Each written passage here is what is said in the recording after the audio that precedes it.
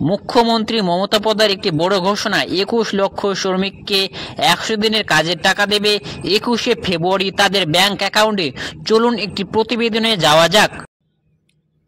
Red রোডে ধর্নার দ্বিতীয় দিনে বড় ঘোষণা করলেন মমতা বন্দ্যোপাধ্যায়।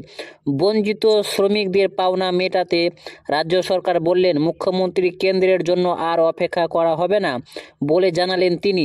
মমতা জানালেন 100 দিনের কাজের 21 লক্ষ বঞ্চিত শ্রমিকদের টাকা দেবে রাজ্য সরকার।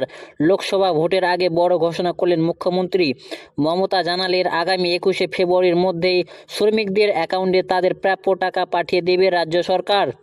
এদিন ধর্না মঞ্চ থেকে মুখ্যমন্ত্রী বলেন, 100 দিনের কাজের টাকাটা ম্যান্ডেটরি ছিল, দিল্লির সেটা দেয়নি। যাদের ঘর পাওয়ার কথা ছিল তাদের ঘর দেয়নি। প্রতিদিন বিজ্ঞাপন দেখছি 80 কোটি লোককে বাড়ি দিয়েছে, কিন্তু বাংলায় 54 লক্ষ মানুষ কিছুই পাননি। মিথ্যা বলার জুড়ি নেই। টাকা দিয়ে খবরের কাগজের ছাপা হরপে ওরা মিথ্যা বলছে। এতদিন সেই টাকাটাও দিয়ে দিলে যাদের ঘর, আর বাংলার 21 লক্ষ শ্রমিক যারা 100 দিনের কাজ করেছে, এতদিনে সেই প্রাপ্য টাকা তারা পেয়ে যেত। মুখ্যমন্ত্রী বলেন, আন্দোলন তো চলছে, কেন্দ্রীয় সরকার ভাবছে বাংলাকে ভাতে মারবো। আমি আমার প্রথম পদক্ষেপ আজ বলে যাই 21 লক্ষ মজদুরকে যাদের টাকা কেন্দ্রীয় সরকার দেয়নি,